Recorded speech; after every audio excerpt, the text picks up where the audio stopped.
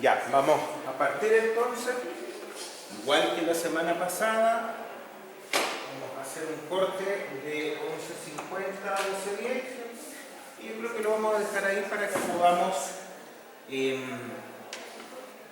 un corte más largo. Ya, quedamos más o menos aquí la clase pasada, revisando las normativas que tenemos que usar para hacer nuestro trabajo, ¿cierto? Para hacer diseño en general, no solo diseño sismorresistente, diseño de cualquier tipo. Las normativas sísmicas, ¿cierto? Que son las que más nos van a interesar en este curso. Nos damos cuenta aquí que ya hay varias, ¿cierto? A ver, la 433, la 2369, la 2745, 3411, 3357, incluye el manual de carreteras también. Entonces, alguien dirá, bueno, y si el sismo es uno solo, ¿por qué hay tantas normas? Claro, y aquí ya empezamos con uno de los problemas más grandes que tenemos. Desde el punto de vista de la demanda sísmica, de la amenaza sísmica, que vendría a ser lo que yo espero que se produzca en un lugar, como demanda, como algo que va a exigir a la estructura, claro, es algo que debería ser más o menos claro y tener un solo valor quizá. El tema es que cada una de estas normativas toman ese posible nivel de amenaza y lo trabajan de distintas formas, ¿ya? Es ahí donde está la diferencia grande. Un asunto es la amenaza sísmica, que es más o menos la intensidad que yo espero en un lugar, en un sitio, y otra cosa es la demanda de diseño, que es cómo yo tomo ese valor de entrada, de amenaza, y lo trabajo para exigirle algo a mi estructura. Y eso ya depende de la estructura. La amenaza, o sea, la intensidad que yo espero en el lugar, no depende de la estructura, pero lo que yo le vaya a pedir a la estructura, sí depende de la estructura. Y depende esencialmente de su objetivo y de algunas características particulares. Por eso tenemos tanta normativa distinta. Por ejemplo, 433 es una normativa enfocada en los edificios urbanos, edificios habitacionales, de oficinas, aunque de oficinas hay cierta duda de si no son industriales o no, por el objetivo de funcionamiento que tienen. Pero en general las cosas tipo mall, hospitales, cosas así, van a pasar por la 433. ¿Ya? Entonces, como les comentaba, ¿cierto? La 433 es una norma que es urbana y nosotros acá tenemos una gran mayoría de edificios urbanos de hormigón armado. Por lo tanto, cuando uno habla de la 433, casi está hablando de hormigón. La norma cubre varias materialidades, pero en la práctica es bastante común que pensemos que eso es hormigón. De hecho, sin ir más lejos, en los comités de 433 casi siempre se piensa en hormigón y se confunde, ¿cierto? La gente que va tiende a confundirse porque esta norma también es para edificios de acero, de madera, etcétera, etcétera, de otras materialidades que si bien hoy día salen un poco perjudicadas con los requisitos, en su momento los vamos a ver y vamos a ver por qué, de todas maneras están cubiertos y están dentro del alcance 433. Bien, después de eso viene la 2369, que es la norma para estructuras e instalaciones industriales. Alguien dirá, ¿por qué no es igual que la 8? Bueno, porque los objetivos que buscan las normativas son diferentes. Por ejemplo, la 433 lo que busca es que los edificios tengan un cierto nivel de daño ante eventos de diseño. Bueno, en realidad todas las normas buscan eso, que se tenga un cierto nivel de daño ante un nivel de exigencia, ¿ya? La 433 busca lo que llamamos seguridad de vida ante un evento de diseño que es más o menos el que tiene una probabilidad de excelencia del 10% en 50 años, que es un valor súper estándar, ¿ya? Periodo de retorno 475 años más o menos. Es un evento estándar. Y la 2369 lo que busca es algo que le llamamos continuidad de operación, que es más exigente para el mismo evento. 475 años, periodo de retorno medio, 10% de excedencia en 50 años. Más o menos eso. Pero busca otra cosa, busca algo que debería ser más exigente. Y digo debería porque no necesariamente resulta más exigente que la 433 para todos los casos. Esta cosa es bien relativa, pero eso es lo que está más o menos en la idea, qué es lo que busco en un caso, qué es lo que busco en el otro, ¿cierto? En un caso busco la protección de vida de forma explícita y en el otro lo que busco es la continuidad de operación, que no es algo que esté demasiado claro, ¿ya? La continuidad de operación, el problema que tiene hoy día es que no es un número, ¿ya? No es ocupación inmediata, no es life safety, no es prevención de colapso, que son cosas que son números a nivel internacional. La continuidad de operación chilena es una cosa que está entre la operación inmediata, el daño controlado, por ahí se mueve la cosa dependiendo de lo evalúe.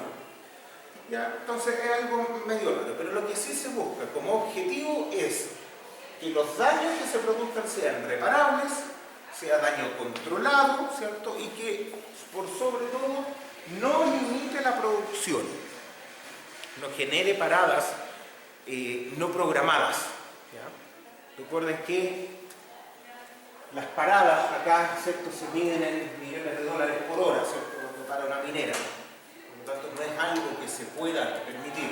¿Ya? Alguien dirá, bueno, pero esos millones de dólares serán más valiosos que la vida.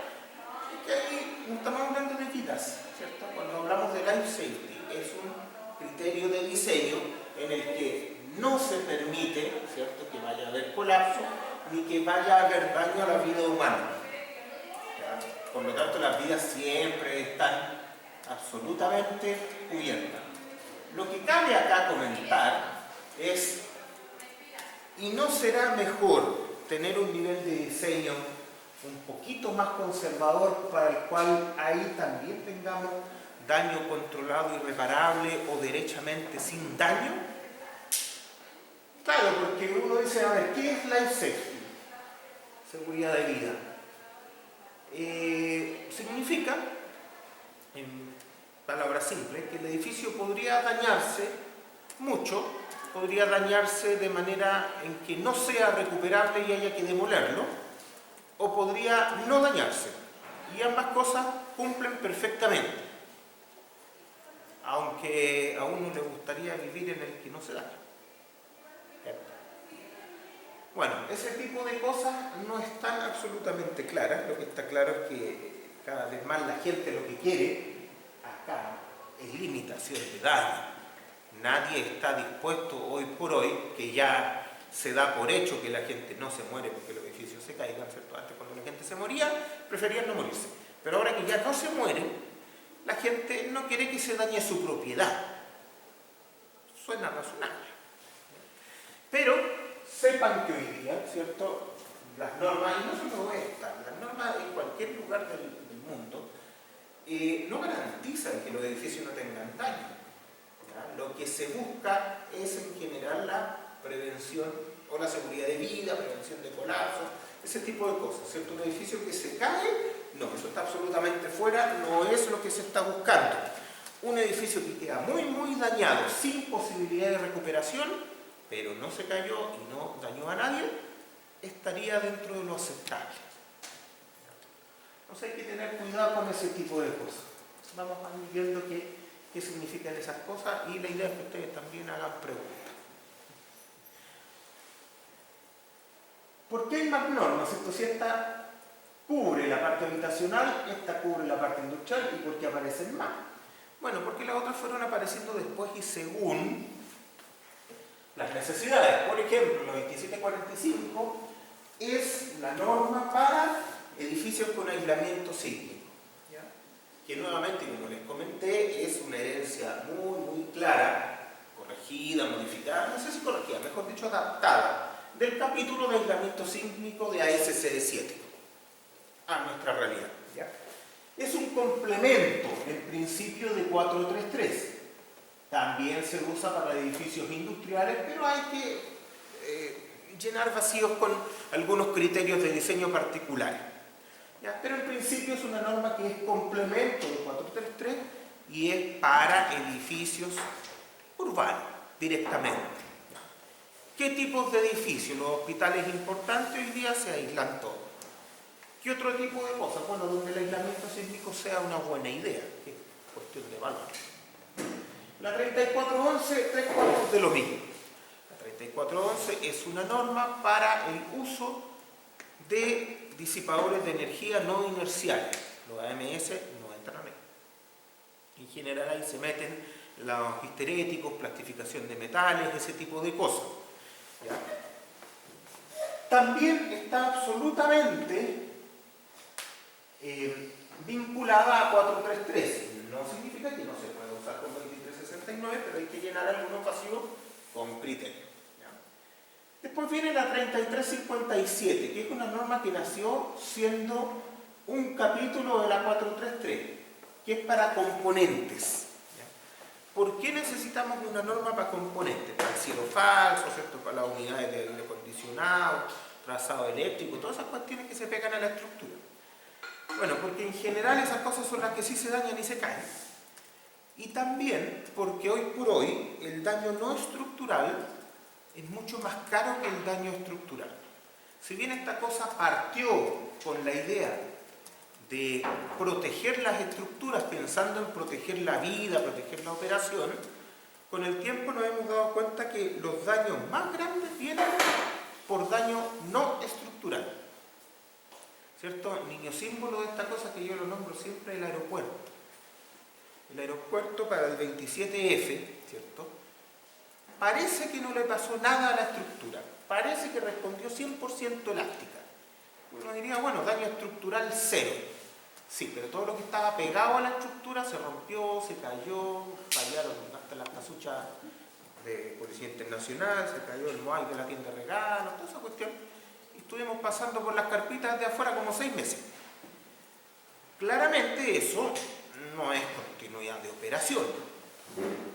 Y ahí es donde hay que tener harto cuidado, más allá de que uno clasifique las cosas como industriales, habitacionales o lo que sea, lo que siempre importa es que uno sepa para qué quiere las cosas.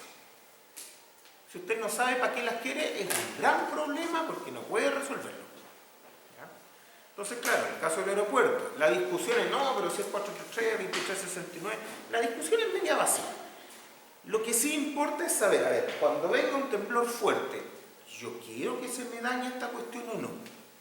Parece que la respuesta desde ese punto de vista es no, porque lo que más necesita usted cuando viene un temblor fuerte es que funcionen los aeropuertos, los muelles, todos los terminales de transferencia de carga y de pasajeros, eso es lo que más necesita con el hospital. Entonces, claro, pensar en qué norma le pongo al aeropuerto como que no es tan claro, pero sí para qué lo quiero. Entonces, desde ese punto de vista, claro, ahí hubo harto daño no estructural. Y el daño no estructural fue el que condujo a que no se pudiera operar. Y en el fondo lo que yo quería era operar. Entonces, claro, alguien dirá, no, pero la estructura cumplía con todos los requisitos de las normas. Sí, la estructura sí, pero las cosas se cayeron igual. Entonces, ¿cuál es el objetivo? ¿Cumplir con la norma o que la estructura sirva para algo?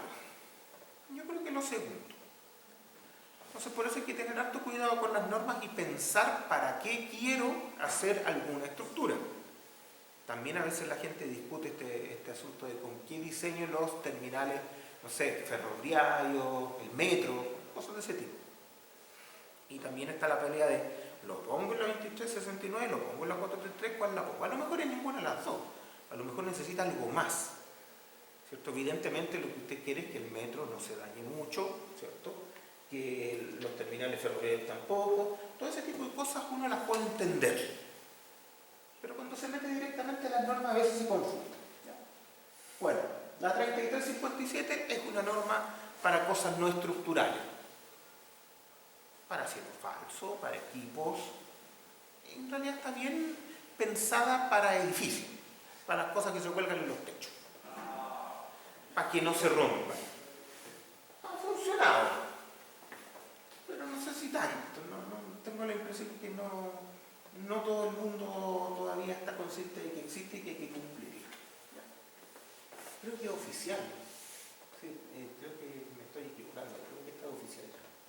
Bueno, y el manual de carreteras, que no es norma, pero es una publicación, ¿cierto?, de la Dirección de Vialidad del Ministerio de Obras Públicas, por lo tanto se parece harto a lo que es una norma, ¿cierto?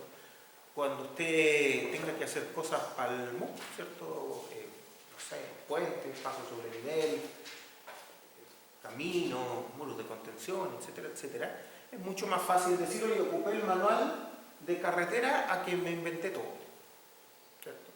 El manual de carretera, como les digo, no tiene fuerza de norma, pero sí es algo muy útil para todo aquello que no cubre las otras normas, que casi siempre son temas de suelo, de tierrita y esas cosas. Pero el manual de carretera también tiene su propio espectro para diseñar puentes. Alguien dirá, pero ¿y no podría elegir uno de todos los demás? Probablemente sí, pero tiene su propio espectro. Por lo tanto, ahí tenemos otra vez la cuestión de con qué demandas de diseño hacemos estas cosas. Entonces, claro, hay que tener súper clarito que la amenaza sísmica en un lugar no depende de la estructura ni para qué la quiero. La amenaza es la intensidad que yo espero en un lugar, una medida de intensidad particular. Vamos a decir la demanda sísmica para que sea fácil porque es lo que nos interesa en este curso. ¿Ya? Pero como yo trabaje esa demanda sísmica, depende de la estructura, depende cuál es el objetivo de la estructura esencialmente y qué necesito yo para un cierto nivel de sismo, para un cierto nivel de evento. Eso es lo que necesito. Otras publicaciones nacionales que ya no son normas, pero conviene conocerlas. El manual de carretera, ¿cierto? Como recién les dije, que esto está en actualización permanente. Todos los años, ¿cierto? El manual de carretera se actualiza, no se actualiza completo, se actualiza en algunas partes. ¿Ya? El manual de carretera es de descarga gratuita, así que deberían tenerla.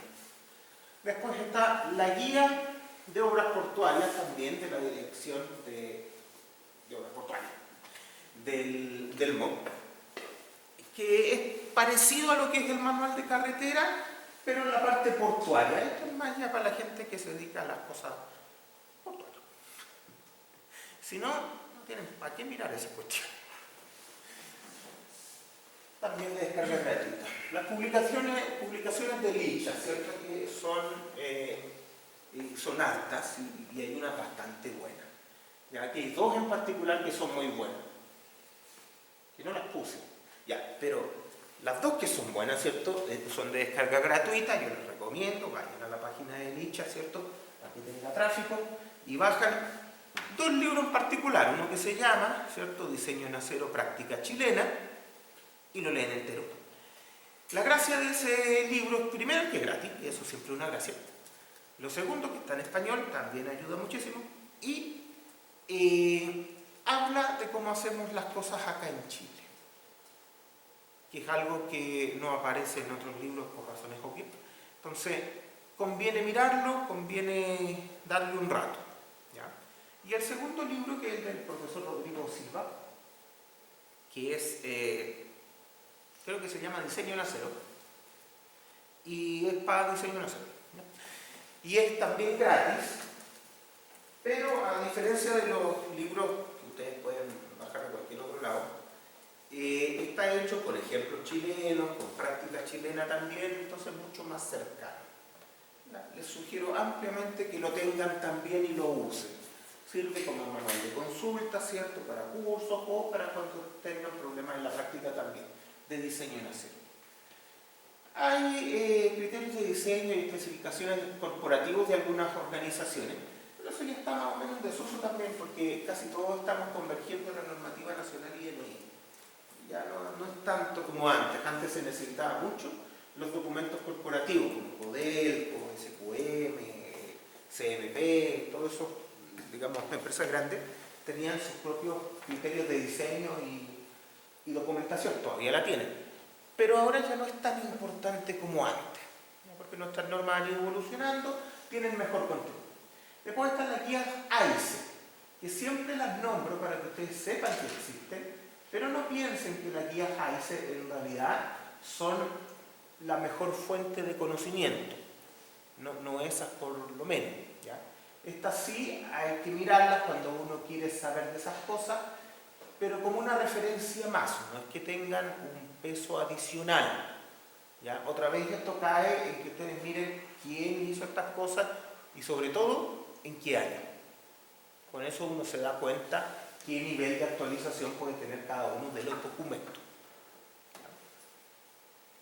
Marco internacional, ¿cierto?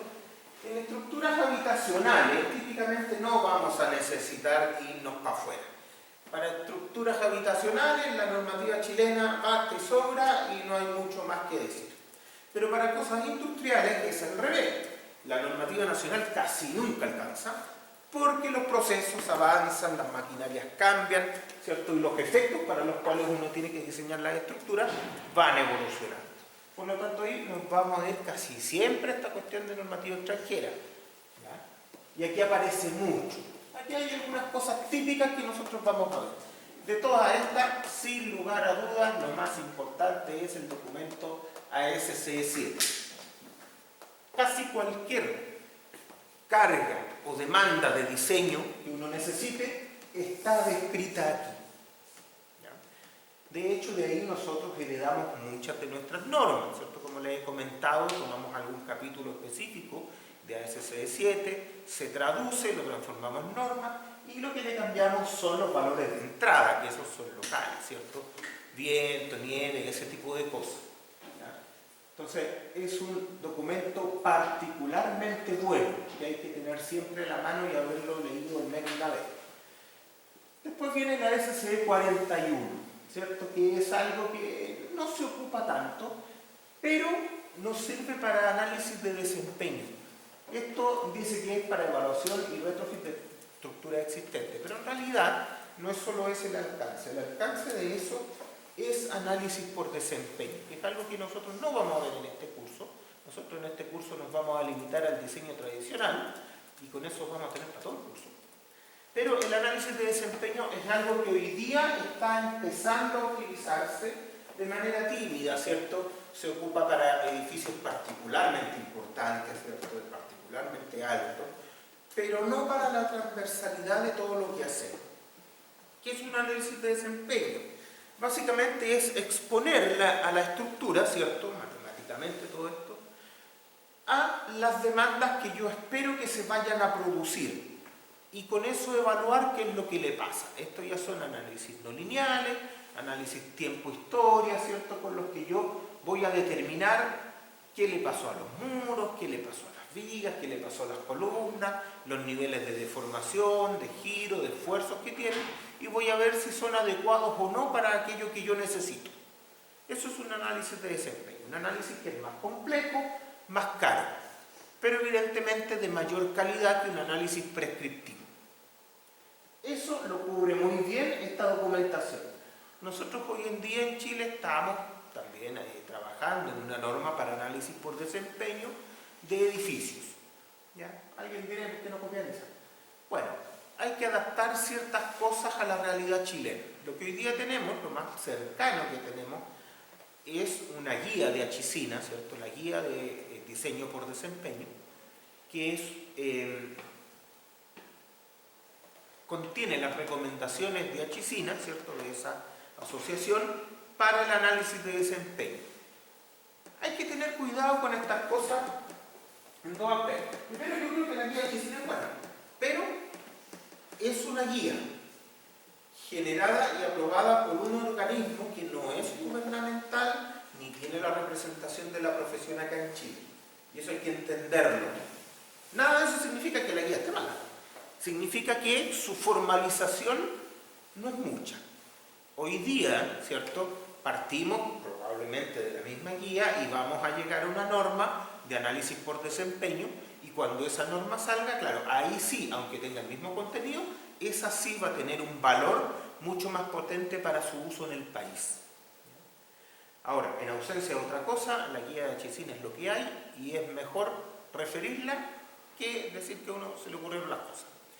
Ahora, ese documento evidentemente es mucho más completo que la guía, ¿cierto? La guía tendrá, no sé, unas 20 páginas, este documento tiene como 600, entonces, claro, ese cubre un montón de cosas adicionales que no cubre la guía. Entonces hay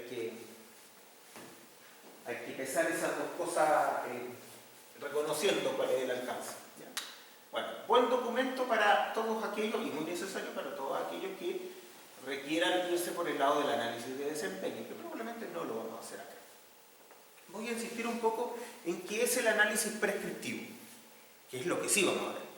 El análisis prescriptivo se basa en tener una lista de requisitos que yo los voy a cumplir. Es un checklist, que es lo que hacen nuestras normas tradicionales. Y yo al cumplir toda esa lista de requisitos, puedo pensar que mi estructura se va a portar como yo quiero que se porte. Esa es la apuesta. Pero no vamos a verificar de manera explícita que eso sea así. Verificar de manera explícita significa hacer análisis por desempeño, que no lo vamos a hacer acá. Entonces alguien dirá, ¿y por qué no hacemos análisis por desempeño si es mejor? Bueno, es mejor cuando uno sabe. Cuando uno no sabe, no es mejor. ¿Ya? Pero es más caro. Ese es el asunto. ¿Sí? Eso sería, por ejemplo, no sé, sacando testigos, por ejemplo, de una columna, más un análisis. No, el análisis de desempeño es un análisis no lineal, tiempo-historia, que requiere mayor capacidad computacional, mayor conocimiento, pero no requiere una mejora sustancial en los datos. No. Teniendo la misma información que uno necesita por un análisis prescriptivo, uno puede hacer el análisis de desempeño. El problema grande es que es caro. Esa es toda la diferencia. ¿Ya? Ahora, alguien dirá, sí, pero con un edificio de departamento de 20 pisos igual es importante. No sé. No se pide. No se necesita por ahora. Sería bueno, sería bastante bueno, pero no es lo que se pide todavía. Además que es una forma de trabajar que no necesariamente está masificada en todas las oficinas de cálculo. Esa parte también hay que entenderla.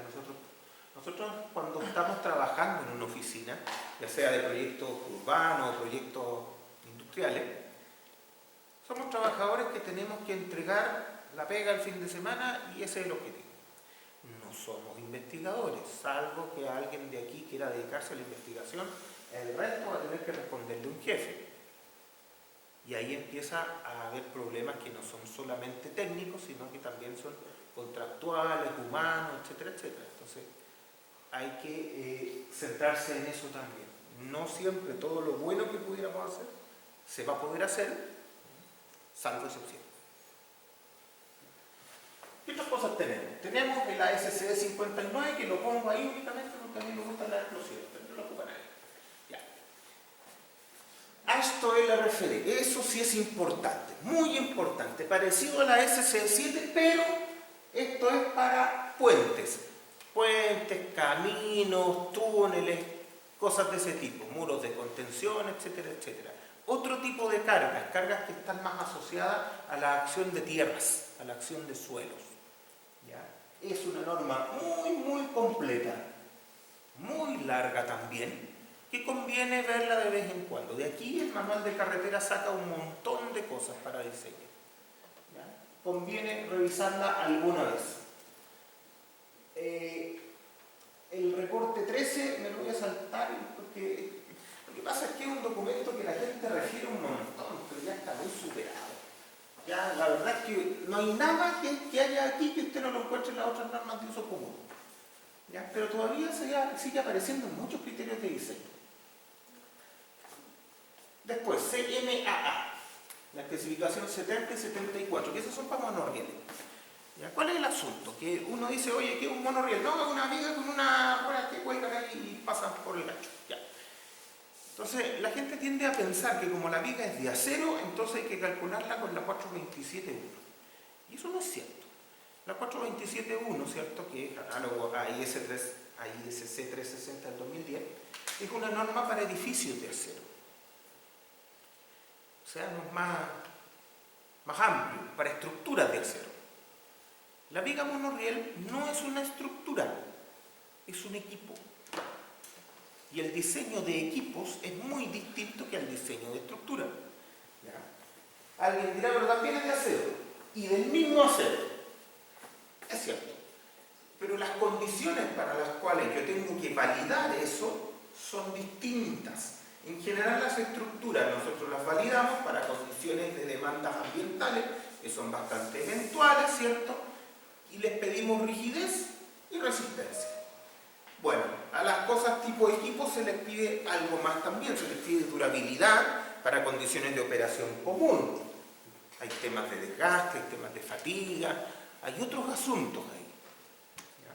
Entonces, ojo, también son elementos de acero, pero por su funcionamiento y operación requieren otro tipo de requisitos.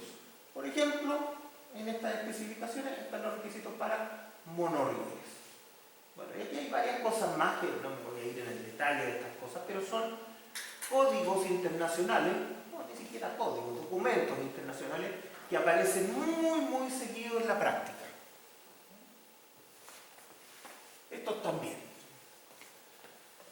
Códigos de materiales, ¿cierto? Nosotros estamos súper acostumbrados a la referencia obligada de ISC 360, ¿cierto? Que seguramente es lo que ustedes aprendieron acá, pero también hay que sumarle un poco de formalidad.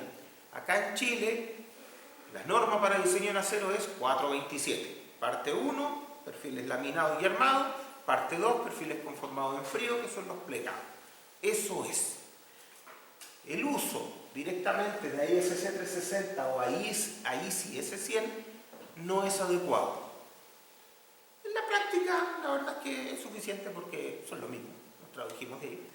Pero internacionalmente ya nos tenemos que pasar a otro tipo de normas. Y esto es importante entenderlo porque uno como ingeniero no trabaja solo para Chile, trabaja para varios lugares.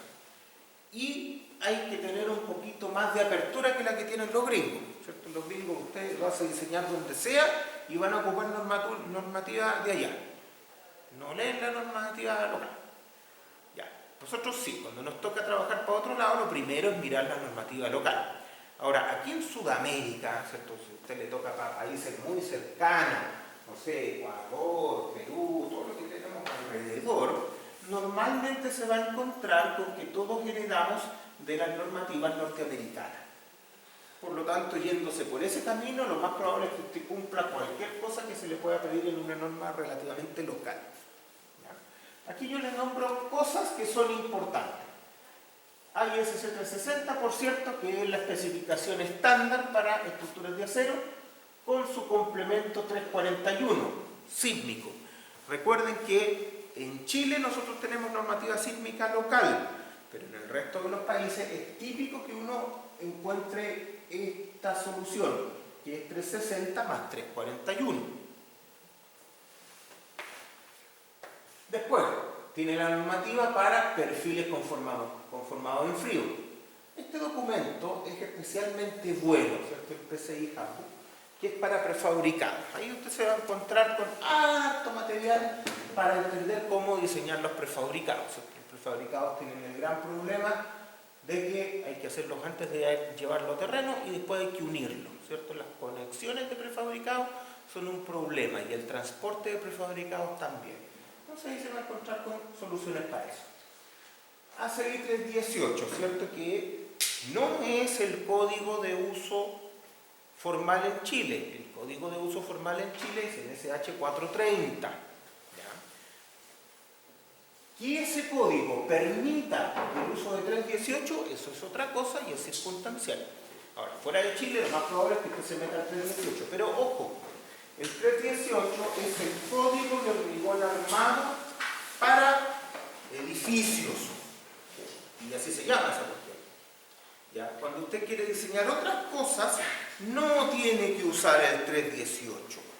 En particular, si quiere usar, no sé, quiere estudiar estructuras de uso ambiental, por ejemplo, las estructuras sanitarias son todas ambientales, los estanques, ¿cierto? Las sentinas, cualquier otra cosa, tiene que pasarse, por ejemplo, a la CI 350, que es reparecido al 318, pero tiene una diferencia grande, y es que este se preocupa mucho de la durabilidad, y por eso tiene requisitos de control de agrietamiento, tiene requisitos de, en general de durabilidad. ¿Ya? Entonces, claro, ¿cómo calcula la resistencia flexional de una viga? Igual que este otro. Pero ¿cuáles son los límites de espaciamiento? Son distintos, ¿ya? Porque tiene otro objetivo. ACI hay montones, ¿ya? Todos son interesantes, pero no todos son tan útiles, ¿ya? Aquí yo les mencioné aquellos que típicamente nosotros usamos en la práctica, los que sí sirven, ¿ya? Pero hay bastantes más, hay muchos más, ¿ya? Que ese sea el 350 no significa que hay 350 códigos, que se van desapareciendo, ¿ya? Pero hay muchos. Otros códigos y publicaciones, claro, no puedo dejar de mencionarles las guías de diseño del ISC. El ISC tiene su código, ¿cierto? Tiene su propia especificación, pero como cualquier especificación no es completa y tiene algunas cosas que hay que complementar. Esta serie de guías complementa mucho la especificación original. Muchísimo, sobre todo en temas industriales, ¿ya?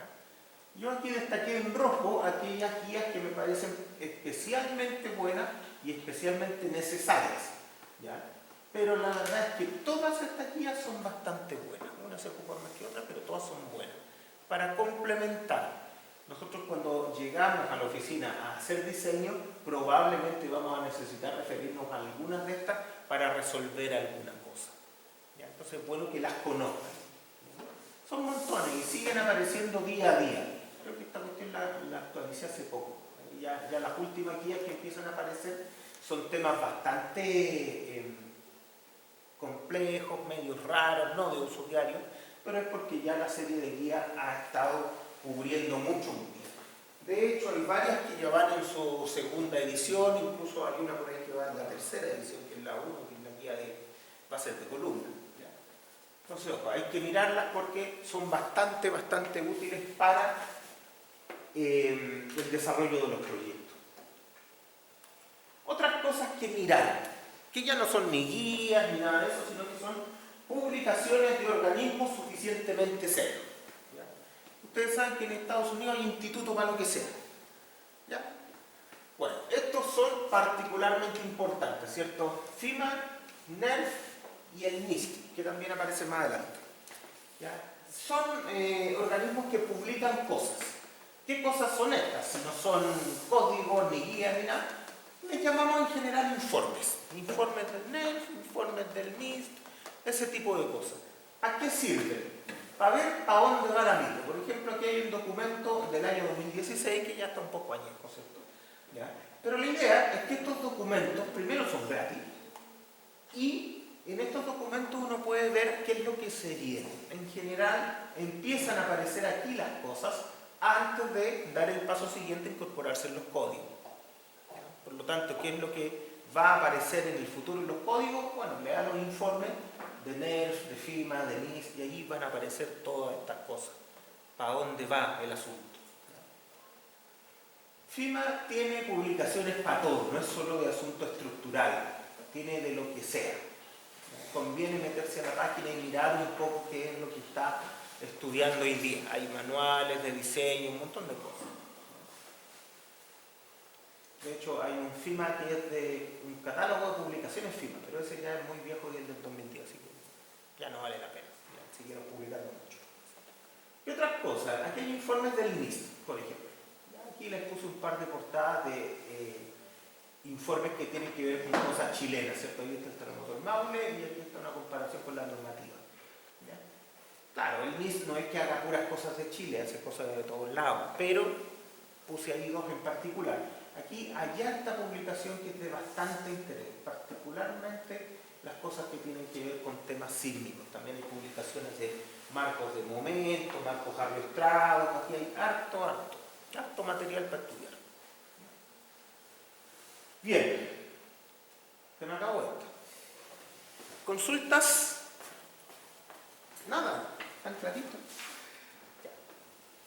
Entonces ahora vamos a seguir con algo un poquito más robusto.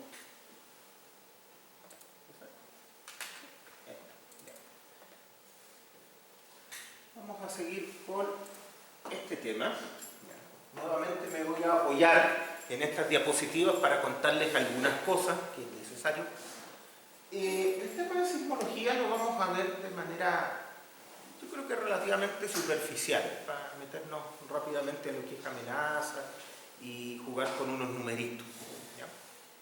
Ya, partamos. Sismología. Sismicidad y tectónica de placas. Estas cosas son súper simples, ¿cierto? De hecho, yo las saqué de la Wikipedia. ¿Sí? Lo pueden ver en cualquier parte, ¿cierto?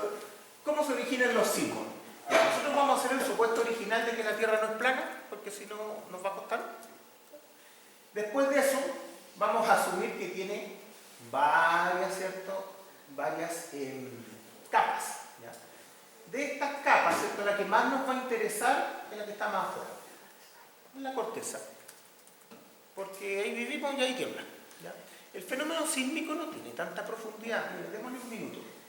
Tenemos algo que se llama núcleo interno, núcleo externo, que es una cuestión que pesa mucho, ¿cierto? Tiene los minerales más pesados del planeta, está ahí. Después viene el manto. El manto y el manto superior, ¿cierto? Son capas que son no líquidas, pero bastante fluidas, ¿cierto? Y sobre ella es que la corteza, ¿cierto? Que es la costra superficial, flota y se mueve. Bueno, eso dice lo que sabe, ¿cierto? Flota y se mueve.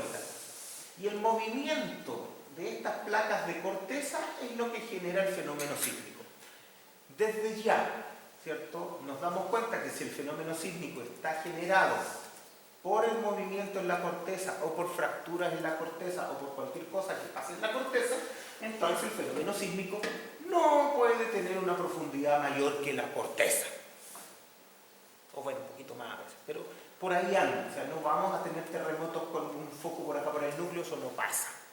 ¿Ya? Porque estas cosas, como les digo, son más fluidas, no son líquidos, pero tienen un estado coloidal. Bueno, eso dice la gente. Por lo tanto, por ahí la onda de corte no va a pasar mucho. ¿Cierto? ¿Cuál es la velocidad de una onda de corte en el agua?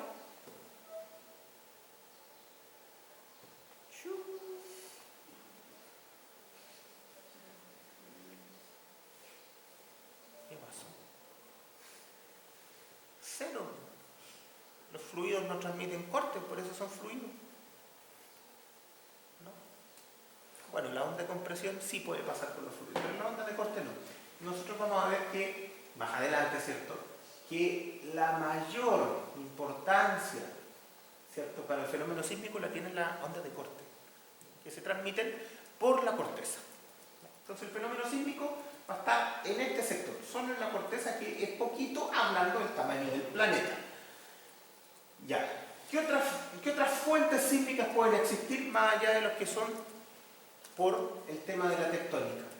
Están los volcánicos, ¿cierto? Cuando un volcán hace erupción, hay temblores. En general, ¿cierto?, estos eventos, ¿cierto?, son bastante menos energéticos que los que vienen del fenómeno de la tectónica de placas. ¿Ya? Vamos a verlo más adelante. ¿Qué otras cosas? Impacto de meteoritos, por ejemplo. Son cosas que uno no espera en realidad, los dinosaurios no lo esperaban, pero son cosas que pasan muy poco. Después, inducidos, por ejemplo, pruebas nucleares, pero que también son poquitos. Entonces, en realidad aquí lo que más nos interesa son los tectónicos. Y los tectónicos se producen en varios lugares, después lo vamos a ver en detalle, pero no solo se producen en la intersección entre placas, también se pueden producir al interior de las placas. ¿Ya? Eso lo vamos mirando. Tengo un video y arriba, vamos a ver si se puede mostrar. El planeta Tierra presenta una estructura interior formada por capas concéntricas que se dividen en tres áreas. El primero es la corteza. ¿Se ve? No se ve nada. Es la capa exterior más delgada de la Tierra, integrada por rocas ígneas Yo sí lo veo. picos que son entre 5 y 40 kilómetros. El segundo conjunto es el manto que se divide en dos. El manto superior, compuesto por la troposfera, 60 kilómetros, es una capa rígida rocosa, ubicada debajo de la corteza, y por la astenosfera, 300 kilómetros, que es una capa blanda o plástica, en la cual la roca se encuentra a una temperatura cercana al punto de fusión, por lo que se torna viscosa. El manto inferior, o mesósfera, 2500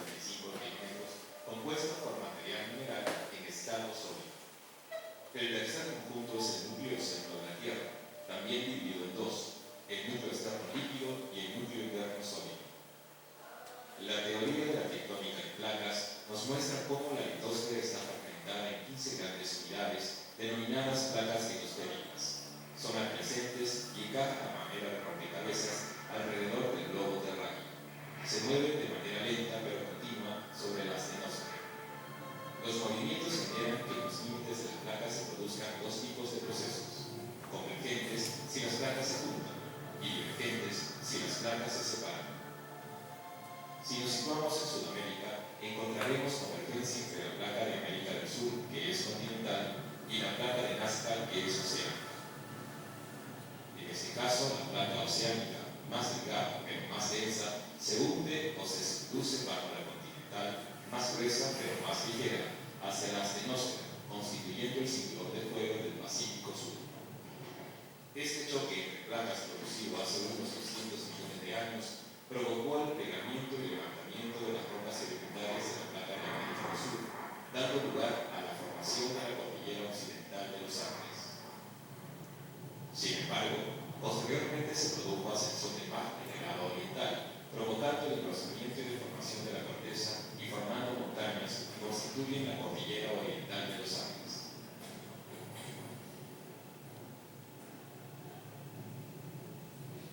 Las zonas de colisión de placas continentales presentan una actividad tectónica y volcánica muy intensa. Después de su hundimiento en la astenosfera, la placa de Nazca sufre un calentamiento y posterior fundición de la corteza oceánica, formándose magma. Dicho magma, o roca fundida, es más liviano que las rocas que lo circundan y asciende lentamente hacia la superficie a través de fallas o fracturas. A partir de este proceso se forman los volcanes, pues la energía acumulada necesita ser liberada.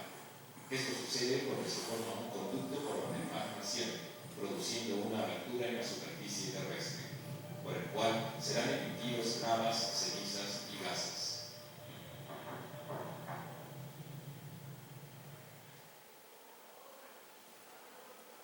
Ya. Fácil la cosa. Es poco que sumar un video, ¿cierto? Un monito siempre vale más.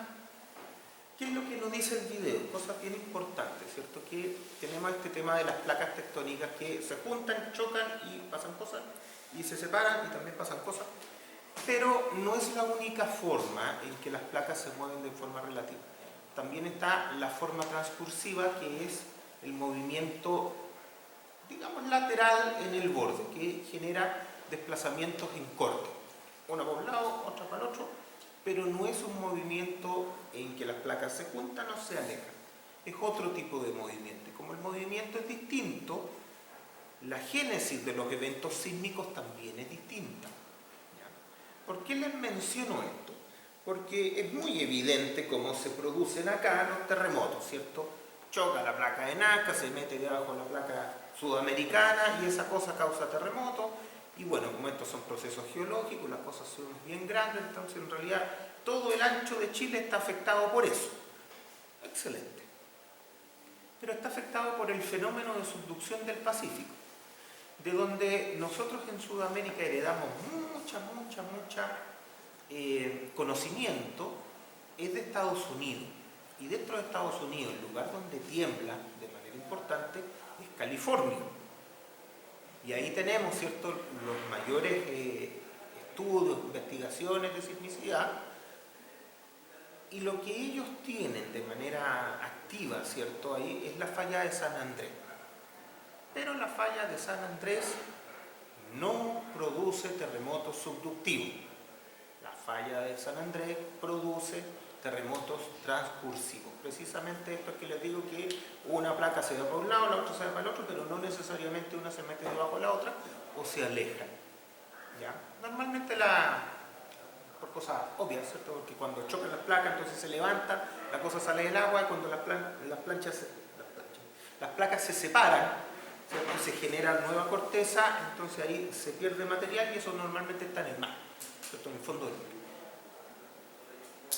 En el caso de California tenemos esta falla que es muy diferente en su génesis a lo que tenemos en Sudamérica, y por eso hay que tener harto cuidado.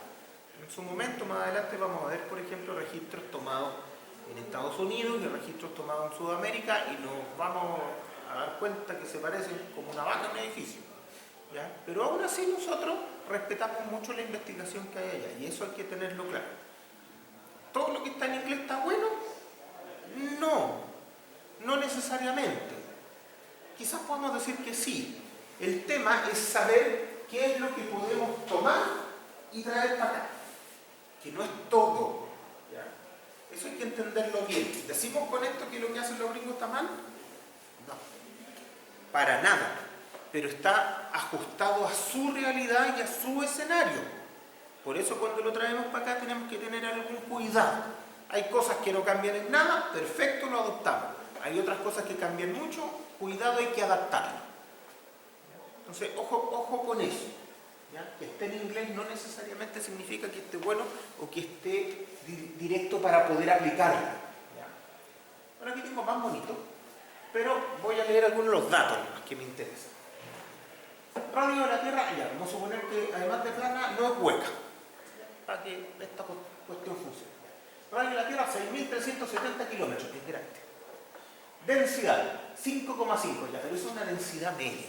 Alguien dirá, oye, pero si las piedras tienen una densidad de 2,7. ¿De dónde sale eso? Bueno, esas son las piedras, cierto tipo sílice, que tenemos metales que son harto más pesados que esta cuestión. Sin ir más lejos el acero, ¿cierto? 7,85, 7,81 por ahí anda. ¿Ya? Entonces, ojo, esto significa que tenemos muchos metales en el planeta. Ahora, vamos a ver que en realidad estos metales están bastante más cercanos al núcleo, no a la superficie. Bien, ¿cuánto tiene el núcleo interno? De esos 6.870 sería como 1.200. Ya, y ahí, ¿cuál es el otro? Del orden de 15 toneladas por metro cúbico. Ya, ahí tiene níquel, hierro, ya, esa cuestión pesa mucho. El núcleo externo son los siguientes 2.270 kilómetros. Y ahí la densidad sigue bajando, pero se mantiene muy arriba todavía. Después el manto. Esto tiene 2.900 kilómetros más y aquí ya empezó a bajar, se puso un poco más interesante la densidad, ¿cierto? La densidad superficial, más bajita, ¿cierto? Aquí empiezan a aparecer las rocas y esas cosas. La corteza, de 4 a 60 kilómetros. Y aquí ya esta cosa es un piedra, de 2 a 3 toneladas por metro cúbico. Esto es lo que a nosotros nos va a interesar más o menos para nuestro fenómeno sísmico, ¿cierto? Ojo que esto no es tan así, estos son promedios, en algunos lados evidentemente el espesor es mayor, en otros lados el espesor es menor, ¿cierto? Pero por ahí anda. Sepan que, claro, alguien dice, no, un espesor de placa de 60 kilómetros, una tremenda cosa. Sí, pero es que comparado con los demás, no es nada, es una cosa superficial, ¿no? ¿Ya? Pero sí tiene un espesor muy grande para efecto de lo que nosotros estamos acostumbrados, ¿cierto? El edificio más alto que vimos era como de 1 kilómetro. Entonces, claro, tener estos valores son muy grandes. Sigamos avanzando. ¿Cómo son estas plaquitas? ¿Cómo se plantea que son estas plaquitas? Como están dibujadas acá, ¿cierto? Estas son más o menos, pero no todas se mueven contra otras. Algunas se mueven de manera distinta. Por ejemplo, aquí está, ¿cierto? Justo esta parte de California, ¿cierto? Aquí está Baja California, aquí está de México, pero aquí está, vamos a ver, aquí acá.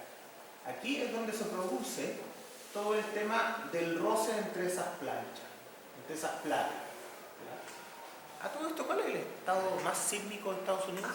Que presenta más terremotos y de mayor magnitud. Es Alaska. Es Alaska, no es California. Pero California está lleno de gente y Alaska no. Y así funciona el mundo. Esto, donde está la gente hay que preocuparse y donde no, ¿cierto?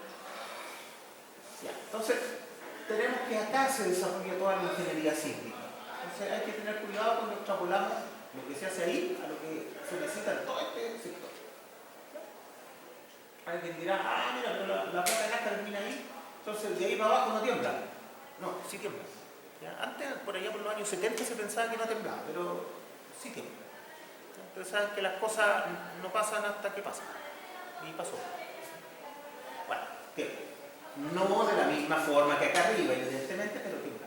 Entonces aquí nosotros podemos ver que tenemos a nivel sudamericano este tema de la placa de Nazca y es bien importante porque aquí, si ustedes se fijan, las fronteras no le importan a nadie.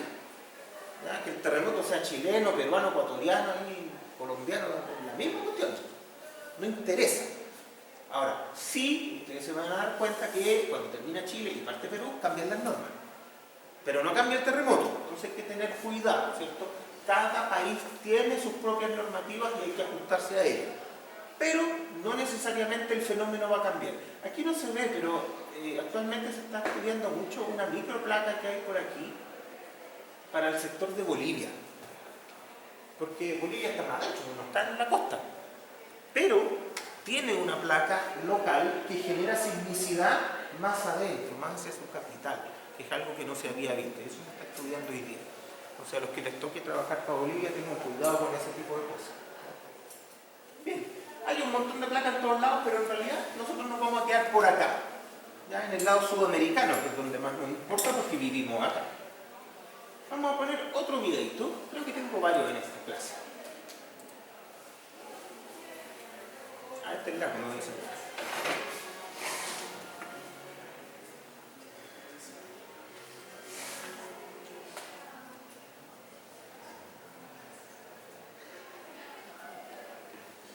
Este es el avance de las placas, por si acaso, para el que no cachó.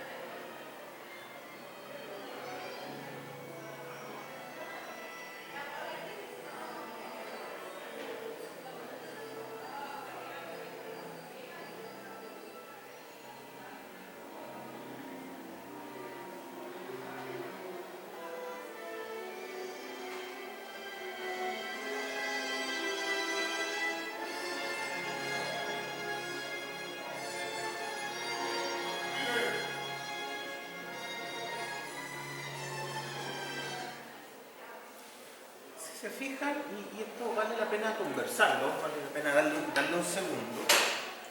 Claro, lo que se propone en el video es que las placas, ¿cierto?, no son siempre las mismas, van evolucionando, van cambiando, cosa que tiene sentido, ¿cierto? Si flotan sobre el manto y cuando se separan sale material por un lado, cuando chocan se mete material por el otro. Claro, que mantengan su forma parece poco razonable, lo más razonable es que la cambien. Pero son procesos geológicos que duran millones de años, ¿ya? Y aquí es donde hay que tener un poco de cuidado, y esto es opinión, yo siempre separo la opinión de los hechos, ¿cierto? Cuando nosotros nos metamos más adelante a caracterizar el fenómeno sísmico, ¿cierto? Nosotros vamos a ver que tiene un montón de datos, ¿cierto? Y cuando nos vamos a la investigación la gente es súper certera, pero hay un asunto que no se nos puede olvidar, y es que estamos tratando de caracterizar un fenómeno que tiene millones de años, porque se produce precisamente por temas geológicos, con una ventana de observación de 100 años, ya pongámosle 200, ya lo mismo.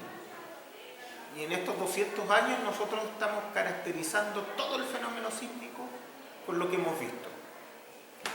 ¿Será que hemos visto todo lo necesario?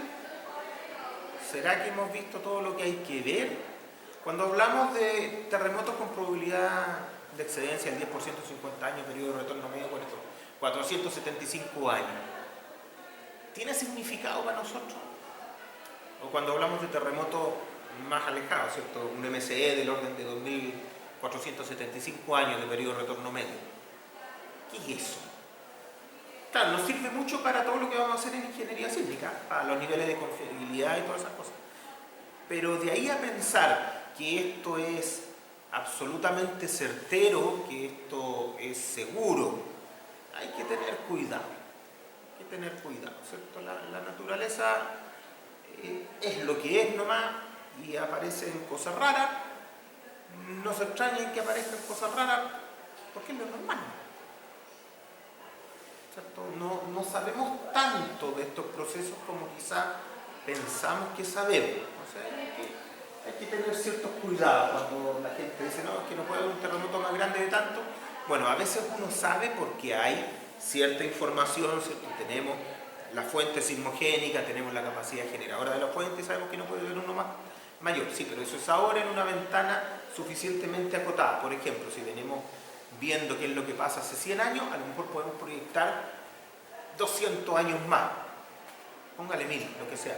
Pero esto se mueve en términos de millones de años. Entonces, hay que tener un poco de apertura respecto a eso. ¿Cómo se mueven estas placas? ¿Cierto? Aquí hay un monito, ¿cierto? Aquí les mando un video de YouTube, cuando pongo eso yo no lo pincho, pero ustedes pueden pincharlo y lo ven. ¿Ya? Aquí están las plaquitas, y ¿qué es lo que me interesa a mí? Como siempre, acá. La placa de Nazca, placa sudamericana, ¿cierto?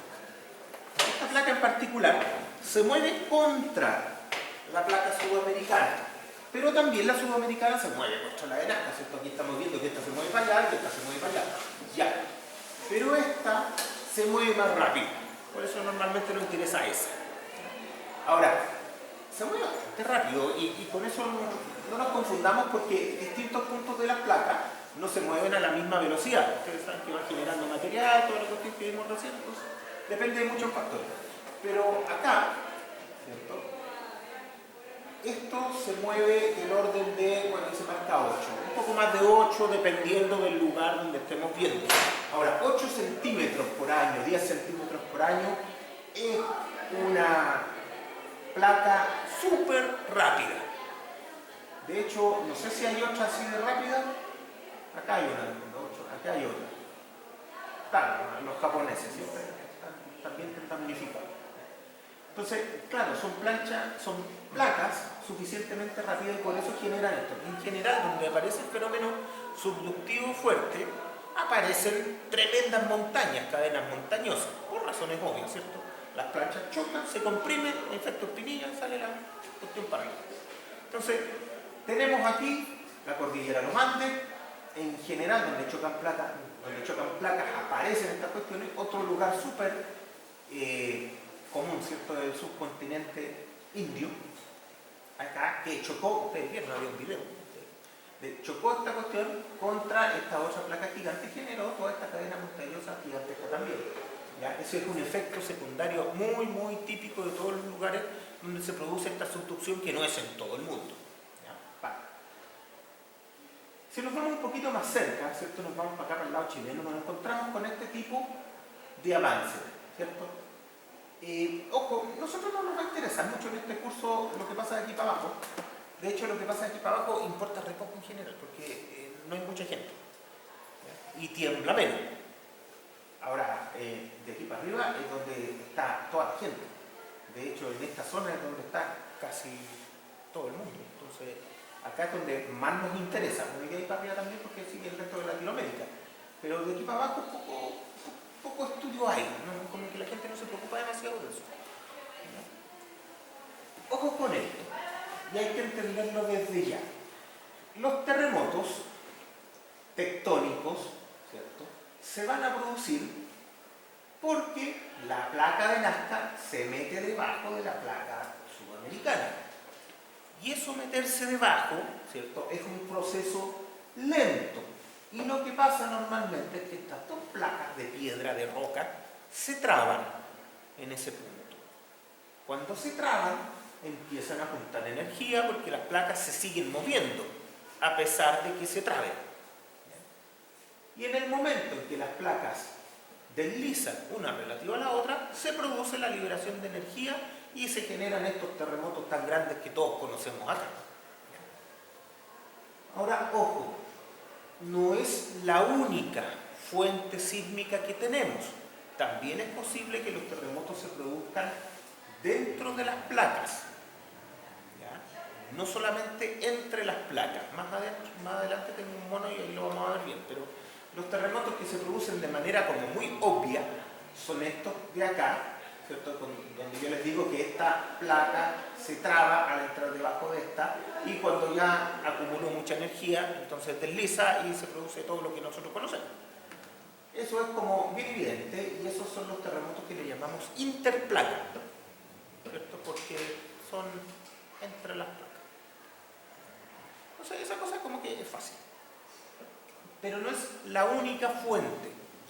Y eso es lo que hay que tener claro. Son energéticos, son súper grandes, pero no son los únicos. ¿Ya? Hay terremotos que se producen más adentro, más lejano a este borde interplaca, que se producen también en la placa de Nazca, pero se producen en la placa que ya se metió debajo de la sudamericana. Porque esta placa se puede seguir rompiendo cuando está abajo. Y eso es lo que le llamamos terremotos intraplaca, que están más adentro, ¿cierto? Para el lado chileno, ¿cierto? Están más hacia el lado argentino, porque estas cosas son bien grandes, igual se producen en Chile, pero esta cuestión es tan grande. Y esos son más profundos. Esos terremotos intraplaca hay que tratarlos con calma, hay que tratarlos con cuidado, porque si bien sabemos que existen y tenemos harto, todavía no están tan claros, todavía no están tan asumidos. La gente sabe poco de los terremotos intraplaca. Ya más allá de saber que existen y la gente que se dedica a esto, ¿cierto? Los estudia y ellos sí saben. Pero uno que se dedica a hacer edificios sabe poco de los terremotos intraplaca. Por ejemplo, yo les puedo contar que nuestra zonificación sísmica que tenemos en las normas funciona muy bien para los terremotos interplaca. Claro, porque dice la zona más sísmica está más hacia el mar, después bajo un poco y si me alejo más, bajo más. Y tiene sentido, me alejo de la fosa y la sismicidad bajará. Tiene todo el sentido del mundo. Sí, pero eso es pensando en los terremotos interplaca. En los terremotos intraplaca no, porque los terremotos intraplaca están más adentro y no están considerados ahí. Entonces, donde yo tenga mayor sismicidad intraplaca, probablemente la sismicidad que está definida en nuestras normas no sea buena. Ese es un fenómeno que está ampliamente estudiado, pero todavía no está incorporado en nuestras normativas comunes. Entonces hay que tener cuidado con ese tipo de cosas. Alguien dirá, oh, entonces tan subdimensionada la estructura. No, hay que salir arrancando. ¿Sí? ¿Puede explicar de nuevo cómo se generan los terremotos intraplaca? Intraplaca. Después vamos a ver un monito y yo les digo dónde. Porque se generan más adentro de la placa. Claro, alguien dirá, bueno, si nuestras normas no tienen buena la zonificación, entonces toda la cosa se va a caer, nos vamos a morir todos. No funciona de esa forma. Es un error, quizás hay que decirlo con todas sus letras. Pero recuerden que una estructura, un edificio, lo que sea que yo vaya a diseñar, tiene muchas variables de diseño. Y la demanda sísmica de diseño es un dato entre muchos que yo uso para tomar decisiones. Y a veces ni siquiera es el más influyente. ¿Ya? Entonces, cuidado con eso. ¿Quiero yo estar más cerca de la demanda que realmente espero? Sí. Pero tampoco se trata de partir un pelo en tres. O sea, ¿qué es más cerca? Si con los datos que tenemos sabemos que la dispersión del fenómeno es gigantesca, entonces, ¿qué es mejor? ¿Qué es una mejor aproximación? Ya, matemáticamente podemos, pero ¿realmente va a cambiar eso los diseños? Quizás no. Entonces hay que tener cuidado. Una cosa es saber cómo funciona esto y otra distinta es tratar de implementarlo de una manera media extraña. Hay que ver cómo esto va avanzando. Por ejemplo, en los comités de normas se ha planteado mucho este asunto de que la zonificación no es la mejor. Está claro. Pero también hay un acuerdo en no cambiarla mientras no se tenga algo suficientemente claro para cambiarla. Claro, porque uno tiene que cambiar algo que tiene por algo mejor, no por algo peor. Y el saber que lo que tiene no es lo mejor, no significa que hay que votarlo, porque en este momento no hay una propuesta mejor. Seguramente cuando haya, podrá cambiarse, pero no es hoy. La profundidad de los terremotos. Fíjense un poquito, aquí dice, profundidad de los terremotos. Los rojitos son de 0 a 100. Ya, 0 a 100 están en todas partes. Después de 100 a 300 los amarillitos, ya eso no están en todas partes. Y los profundos, de 300 a 700, eso como que están por aquí, por allí y por aquí. Claro, alguien dirá, ya, esa cuestión es tan profunda que ya está en Argentina, no está en Chile. Efectivamente. Efectivamente, la placa, ¿cierto? La placa de Nazca se mete debajo de la placa sudamericana, pero no se funde inmediatamente, se funde a mayores profundidades, donde la temperatura del manto alcanza las temperaturas necesarias para fundir la roca. Entonces, a pesar de que se mete por debajo, sigue existiendo. Y estos puntitos verdes significa que esa placa de Nazca se rompió por debajo de esta otra placa. ¿Fija? Por eso aparecen esos puntitos verdes. Y estos son los terremotos profundos. Lo que nosotros tenemos, en realidad le llamamos como de profundidad intermedia. Si llegamos, no sé, 200 kilómetros quizás. Es una profundidad no tan fuerte lo que está acá en Chile.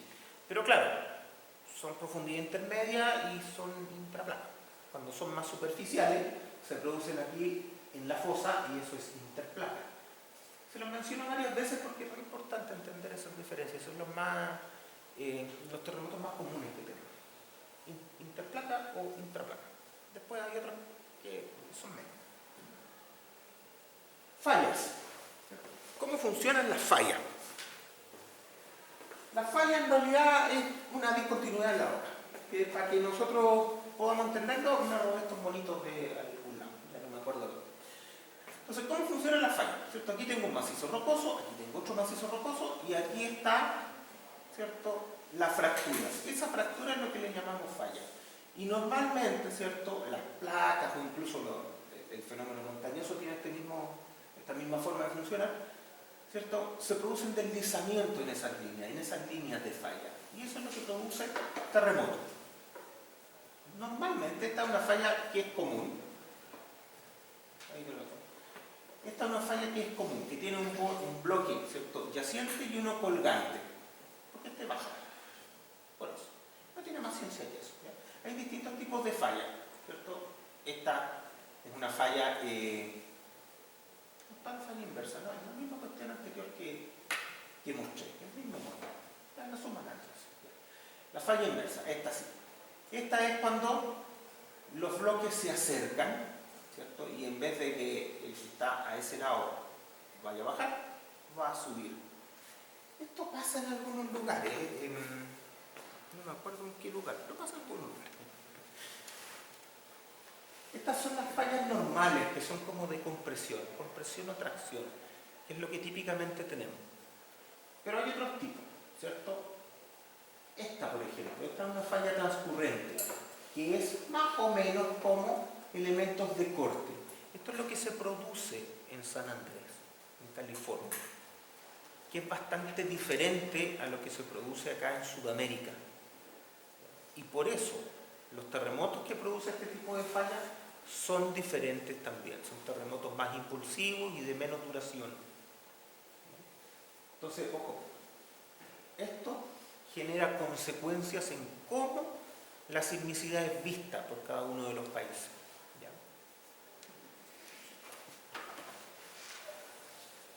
Interacción de placas. Bueno, esto es muy fácil, me puedo sentar.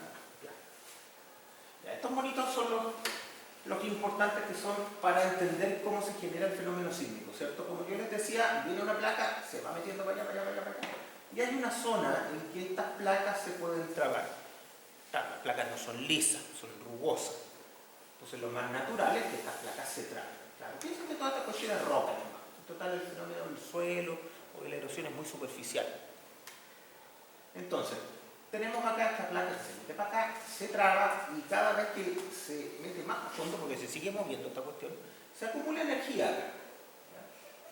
Y en algún momento esa energía se libera porque aquí se produce el deslizamiento relativo. Eso genera mucha liberación de energía. Y esto es el mecanismo con que los terremotos interplaca funcionan. ¿Qué cosa es importante? La deformación. Le llamamos deformación intersísmica a la que se acumula mientras no hay temblor. Y le llamamos deformación cosísmica a la que se genera por el deslizamiento repentino de las placas. Esa es la deformación cosísmica. Entonces esta es la que se reporta cuando aparecen, ¿cierto?, los mapas, dicen, no, es que Concepción se movió 3 metros hacia el mar. Ese tipo de cosas son deformaciones cosísmicas. Ahora hay una derivada de esto, y es que la deformación cosísmica también hace que la superficie baje.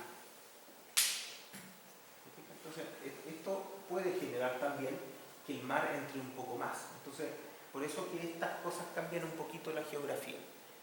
Tanto no, pero cambian la geografía. Ahí dice lo que les conté. ¿Dónde se producen estas cosas, cierto? Tenemos varios lugares en el mundo donde esto se produce. Aquí tenemos, esto es la fosa de las Marianas, las Islas Marianas, que es donde tenemos la fosa más profunda del planeta.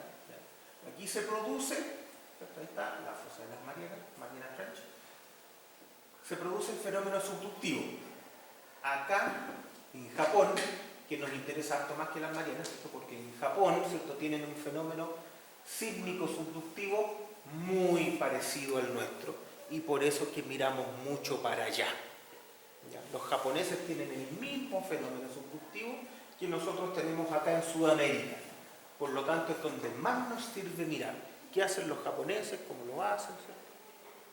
Después tenemos el tema de los Himalayas acá, que precisamente viene de la placa de India. Acá está. Prácticamente es una subducción un poco media rara. No es la misma que en los otros lados, pero subducción al fin y al cabo. Y la que tenemos acá, en la fosa del Pacífico, que es donde afecta a Chile, es esta de acá. Esto es lo que quiero que ustedes tengan un poco de conciencia para que no nos confundamos. Si bien aquí está la placa, ¿cierto? Esta es la placa, y acá abajo está el manto, el hecho de que esta placa se meta para acá abajo no significa que desaparezca justo acá. No, esta placa se sigue metiendo para acá hasta que se funde. ¿Ya? Pero esta placa se mete y ya queda medio arrugadita.